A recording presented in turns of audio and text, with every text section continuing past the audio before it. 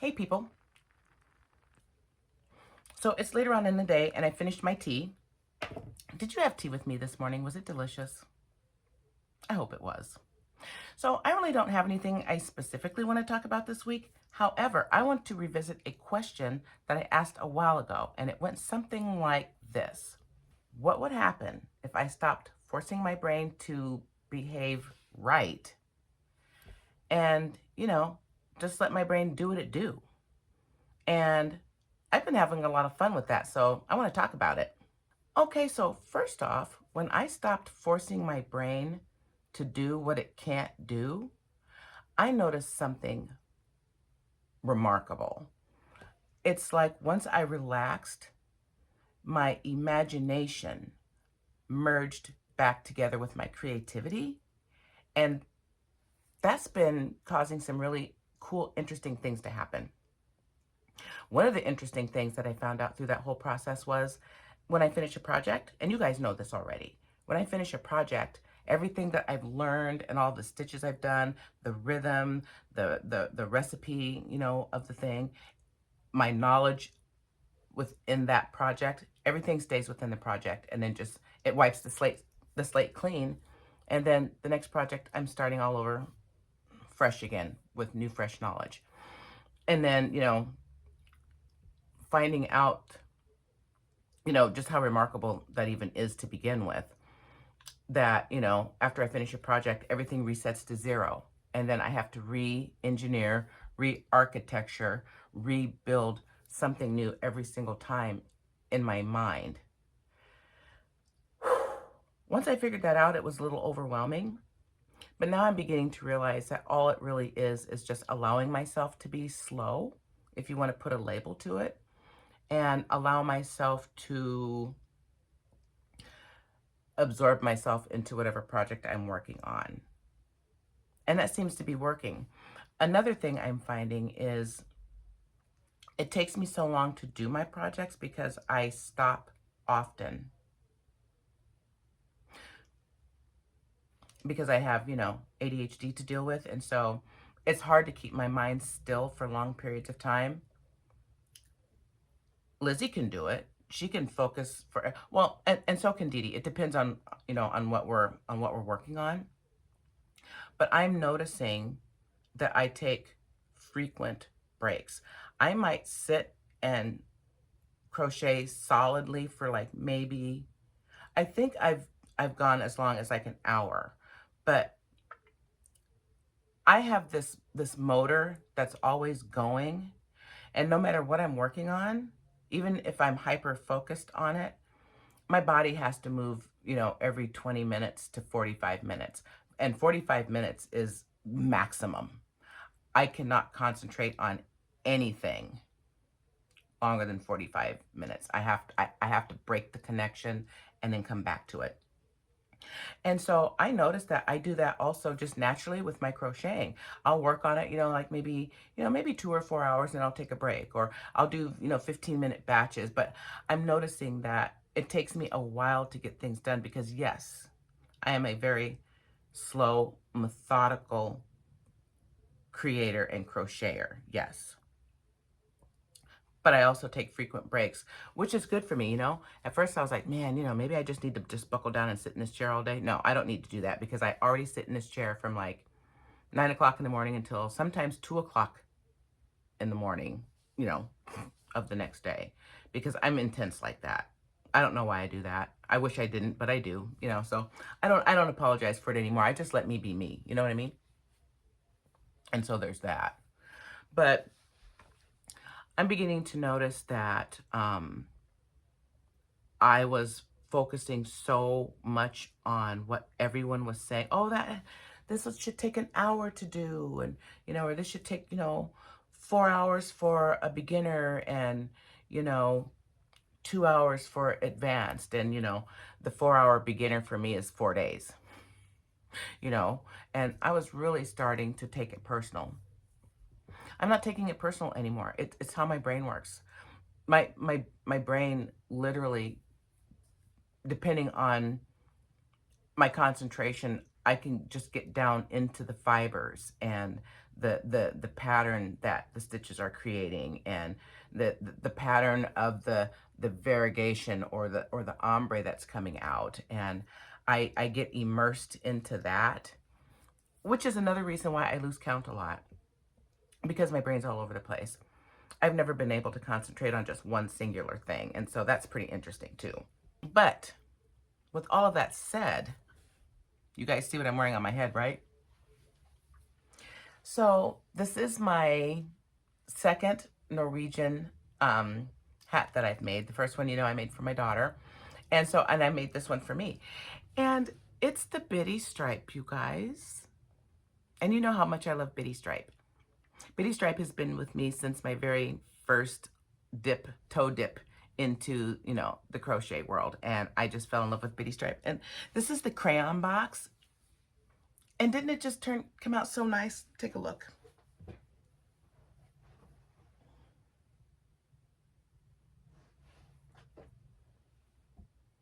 I love this recipe so much. So after I did my daughter's hat and got that one all finished up, I thought, okay, I'm immediately going to make another one and see if I can, do better with it. Once again, even though I had just finished the hat and was doing it again, I literally had to go back to the video because there's no written pattern. It's a video, and it's a no talking video. She's just silently showing you, how to make the Norwegian red hat. And so, there's no real instructions, and then there's no words. All there is just watching. And so that was a challenge. But with this hat, even though I had to rebuild and reconstruct the recipe in my head to be able to make this one, I finally got the rhythm of the headband. And for me, you guys, that is huge. That means that as well as I know how to do single crochet, double crochet, treble crochet, I'm getting really good at doing the two togethers and those sorts of things.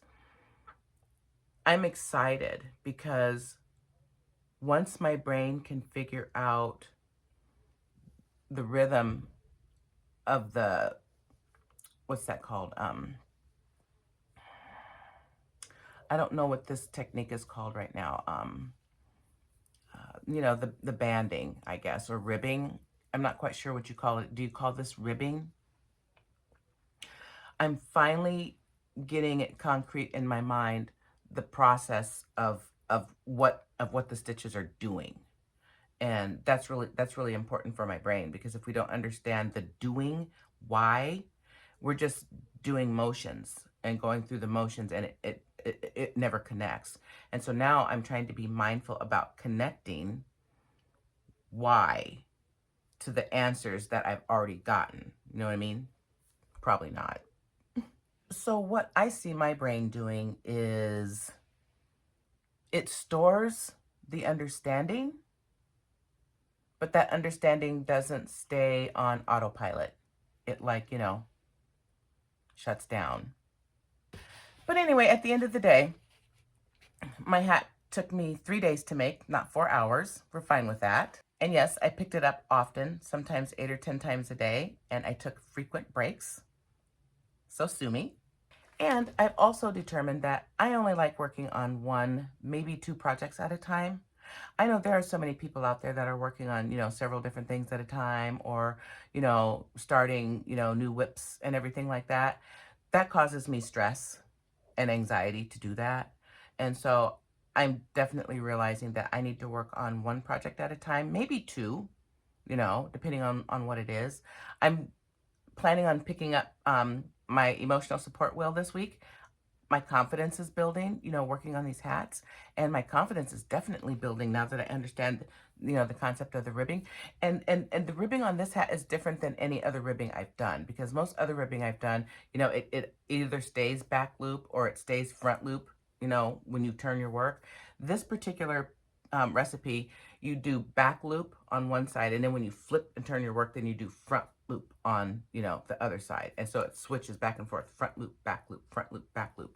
And I really like that once I got the rhythm of it. But the big thing is getting the rhythm of it and then seeing the rhythm in the thing. I saw the rhythm in this and how it undulates and how things clicked together. And that's what made it make sense for me. Now, I'm finishing up my great-grandson's hat, and I changed it a little bit from the first time I showed you. Hold on, let me show you. Okay, so last time I showed you my great-grandson's hat, it looked like this. Remember? And you see that, we stopped working on it. I'm beginning to, I'm going to apologize to, Dee Dee, because yes, she's very destructive with things, but so am I. I was making this and I was like, I don't like it. And it looks too small. Boom. And I restarted it. And I restarted it with the black on top instead of the red. And let me tell you why. Because I got to thinking about how this is going to fit his head and how the colors were pulling out. And the other new yarn is here. We're going to be opening that and taking a look at it. But I decided when I was making this that when I go to do the ear flap parts and the trim, that I wanted to do the ear flaps and the in black, I think. And I want to do the trim and the pom-poms in the purple. I haven't decided yet, but let's open up this other yarn and take a look, and let's see what we're going to do. Maybe you guys can help me decide which way to go. Okay, hang on.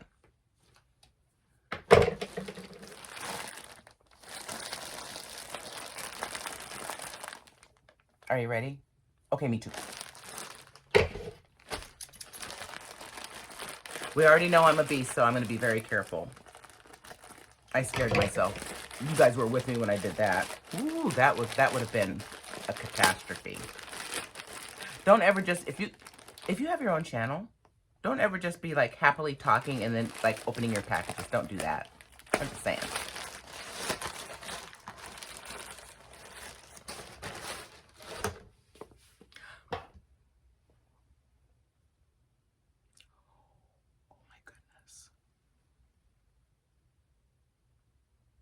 Oh my goodness.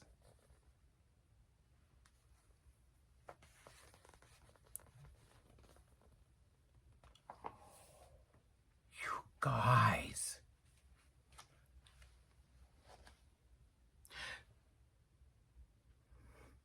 This is so beautiful. This is so pretty. I'm going to make me another hat in this and a skinny scarf to go with it. But right now we're talking about my my great-grandson's we're talking about my great-grandson's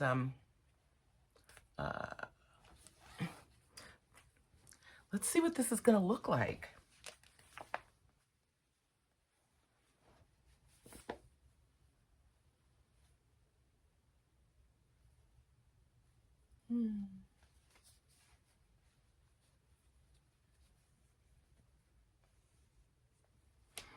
We'll see. I will do something absolutely remarkable with this yarn. This is the Lion Brand Scarfy again. The exact same, one as that one. And this one is also, oh, it's called Eggplant. I love that. You guys, this just feels so nice. So yeah, and so I just got this in the mail this morning, as a matter of fact. And so yeah, and let's see, I ordered it directly from Lion Brand because they had the best, the best prices and everything like that, even with the shipping. You guys, do your due diligence. Prices are all over the place right now. I can't believe it. What did I pay for this? Hold on, let me go check. I don't want to get my laptop out right now. It's sitting over there, and my desk is still a mess. Hey people, it's future me. So I went back and checked on the prices on that Lion Brand Scarfy. Actually, what I said was in error. It's actually pretty much the same across the board right now. I ended up getting a 3-pack of the Scarfy, this eggplant, from Amazon for $30. And I decided to go that route because, it was free shipping and everything like that. So I saved, a decent amount of money because of the shipping.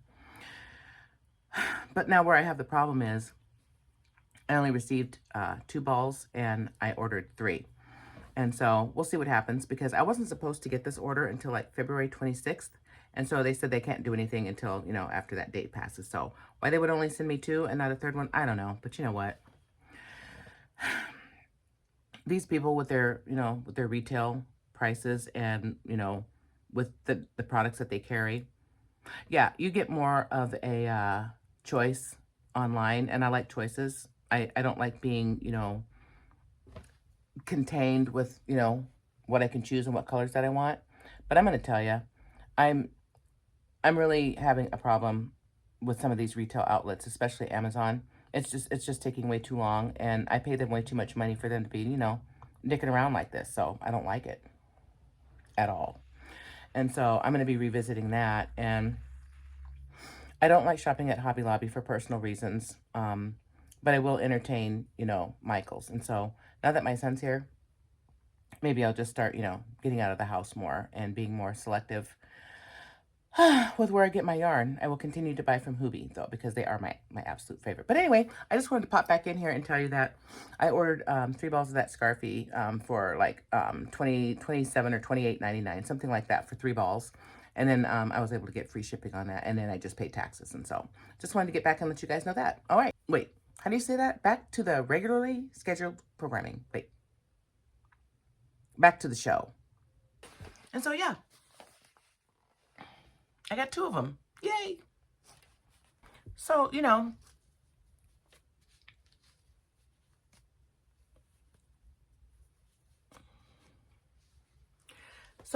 back to this hat, I really enjoyed making it, and I took my time, and I'm not saying that it's perfect, but it's the most comfortable I've ever felt with a finished project, and that's just making my confidence just, bigger and bigger.